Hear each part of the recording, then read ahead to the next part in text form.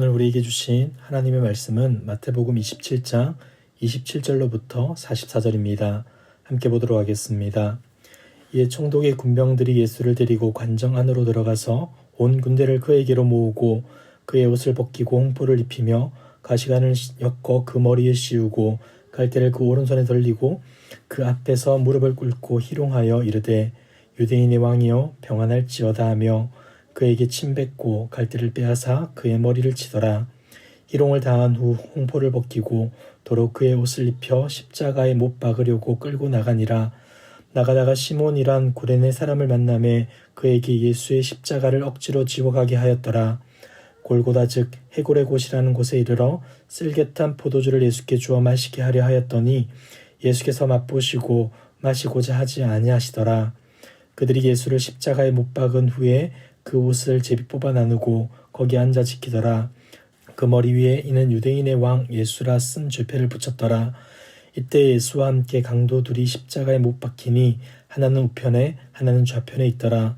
지나가는 자들은 자기 머리를 흔들며 예수를 모욕하여 이르되 성전을 헐고 사흘에 짓는 자여 네가 만일 하나님의 아들이어든 자기를 구원하고 십자가에서 내려오라 하며 그와 같이 대제사장들도 서기관들과 장로들과 함께 희롱하여 이르되 그가 남은 구원하였을 때 자기는 구원할 수 없도다.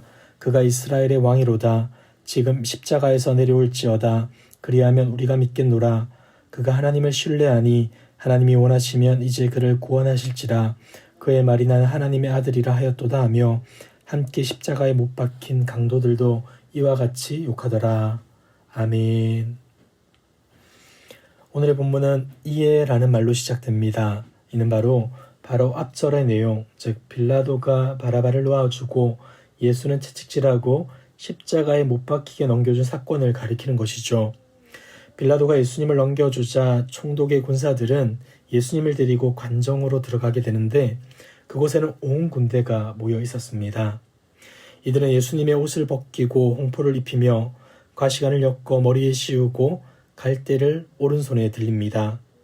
여기서 홍포라는 것은 로마 군인들이 입던 홍색 망토인데 이것을 예수님께 입힘으로 로마 황제의 모습을 떠올리게 하였던 겁니다. 그리고 가시관은 황제의 왕관을 상징하는 것으로 당시 동전에 나와 있던 티베리우스 황제의 왕관을 흉내내어 머리에 씌운 것입니다. 그리고 갈대를 오른손에 들린 건 역시 왕의 호를 들고 있는 모습을 흉내내기 위해 그렇게 한 것이죠. 이처럼 군인들은 예수님을 황제를 흉내낸 모습으로 꾸몄고 그리고 나서 이렇게 말합니다. 유대인의 왕이여 평안할지어다. 그들은 무릎을 꿇고 이 말을 하고는 있지만 실상은 예수님을 희롱했던 겁니다. 그래서 예수님께 침을 뱉고 갈대를 빼앗아 그의 머리를 치는 행동을 한 것이죠. 그들은 갖가지 희롱을 예수님께 가했습니다. 그리고 그 희롱을 마친 후 그들은 도로 예수님의 옷을 입히고는 형을 집행할 장소로 예수님을 끌고 갑니다. 그들이 이렇게 한 이유는 당시 유대인들의 정서를 자극하지 않기 위함이었는데 비록 예수님이 십자가형을 선고받았다 할지라도 로마 군인이 유대의 왕을 조롱하는 장면을 연출한다는 것은 유대인들에게는 분명 불편한 모습이고 반감을 사기에 충분했기에 그들은 이렇게 한 것입니다. 이제 예수님은 십자가를 지고 처형 장소로 가셔야 합니다. 당시 십자가 사형수는 대개 십자가의 가롯대를 지고 가야 했는데 수직 부분은 이미 처형장에 있었기 때문에 그러한 것입니다. 그런데 지금 예수님은 이미 너무 심하게 매를 맞아서 십자가를 제대로 지고 갈 수 있는 상황이 아니었고 이것을 군인들이 알았기 때문에 군인들은 십자가 형렬을 구경하던 무리들 중 한 사람, 구레네 사람 시몬을 보고는 그에게 억지로 십자가를 지게 만듭니다. 당시 로마 군인들은 아무에게나 자신들의 짐을 지고 가게 할 권한을 가지고 있었기에 이렇게 한 것입니다. 군인들은 예수님을 골고다로 데리고 갑니다. 여기서 골고다라는 것은 아람어의 헬라 음력으로 해골을 뜻하는데 이 명칭은 후에 라틴어로 번역되면서 우리가 잘 아는 갈보리라고 불리게 된 것입니다. 군인들은 골고다에 도착하자 쓸개탄 포도주를 예수님께 주어서 마시게 하는데 유대 전통에서는 죄수가 처형될 때 죄수의 고통을 덜어주기 위해 유향을 탄 포도주를 주었다고 합니다. 그런데 지금까지 봐왔던 군인들의 모습을 한번 생각해 보십시오. 그들이 예수님께 자비를 베풀었을 가능성이 있겠습니까? 거의 없다고 보는 것이 옳을 겁니다. 여러분들이 잘 아는 것처럼 그들은 잔인하고 비열한 자들이었기 때문이죠. 아마도 그들은 예수님의 고통을 증가시키기 위해 독성이 있는 물질을 쓸개에 섞어서 포도주에 넣었을지도 모릅니다. 예수님은 군인들이 준 포도주를 맛보시고는 마시지 않으신 것이죠. 로마 군인들의 시도에 주님은 전혀 대응하지 않으시고 묵묵히 고난만을 감내하신 겁니다. 이제 군인들은 예수님을 십자가에 못 박고는 그분의 옷을 제비 뽑아 나누고 거기에 앉아 예수님을 지키게 됩니다. 십자가 처형을 당하는 사람의 옷과 물건을 나누어 가지는 것은 당시의 관리였다고는 하지만 군인들은 아마도 옷을 벗겨서 예수님을 더욱 수치스럽게 만들고자 했던 것으로 보여집니다.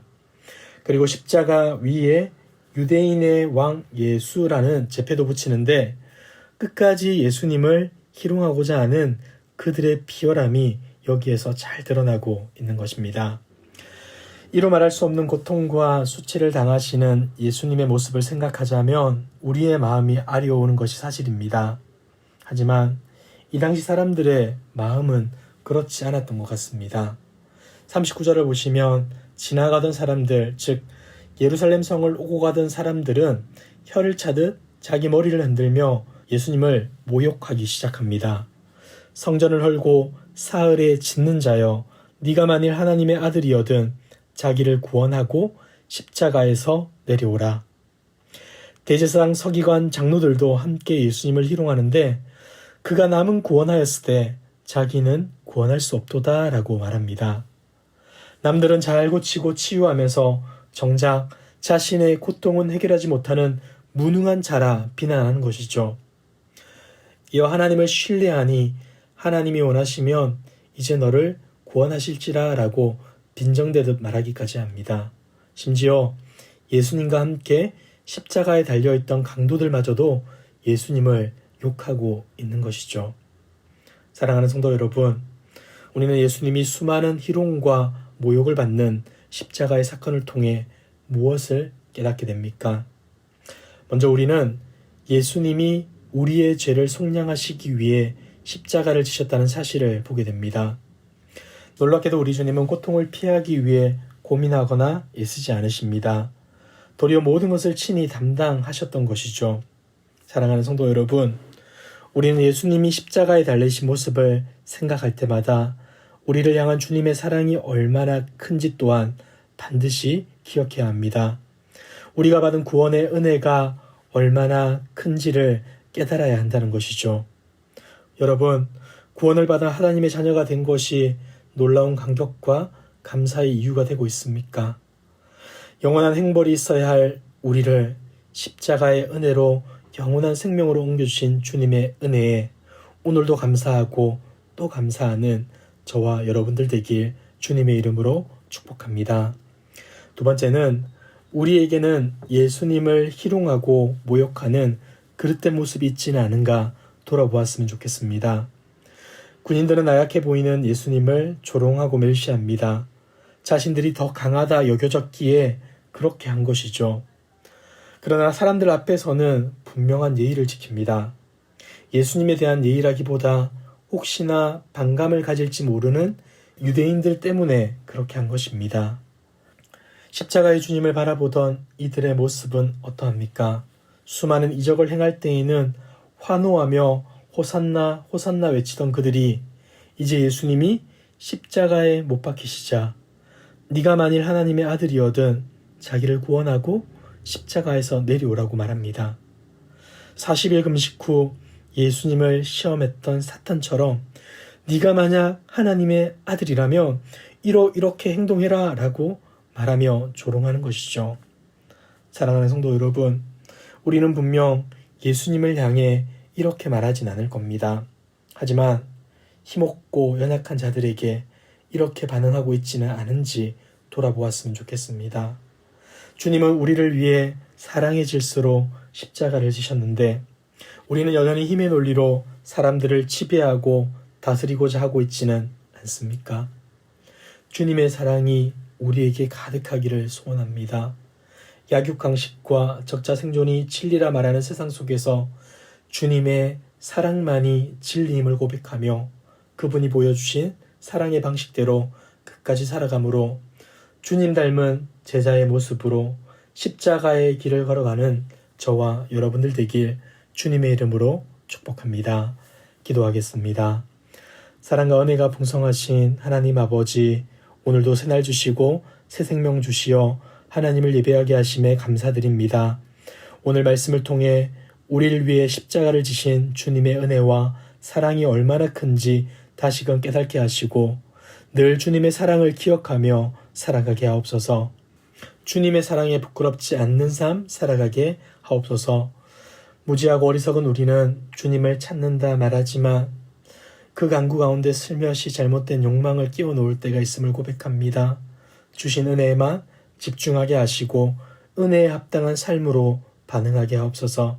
세상의 그릇된 가치와 질서에 함몰되지 않게 하시고 진리 되신 주님만을 바라보며 나아갈 수 있도록 인도하여 주시옵소서. 이 모든 말씀 예수 그리스도의 이름으로 기도드리옵나이다. 아멘. 이 시간 주신 말씀을 붙들고 기도하시고 주간 기도 제목을 따라서 모든 소그룹 모임을 위해 기도하겠습니다. 모든 모임들마다 말씀 안에서 은혜를 나누게 하시고 소외되는 영혼이 없는 사랑 많고 가족 같은 교회 되도록 모든 소그룹 순장님들과 교회를 책임지고 섬기는 장로님들을 위해 기도해 주시기 바랍니다. 특별히 중보기도 요청드립니다. 이교구 박세종 집사님께서 오늘 오전 9시 한서병원에서 담낭 제거 수술을 한다고 합니다. 모든 수술과 회복의 과정 속에 하나님의 은혜가 있도록 기도 부탁드립니다. 합신 기도 제목과 각자 가지고 오신 기도의 제목으로 기도하시다가 자유롭게 처소로 돌아가겠습니다. 기도하겠습니다.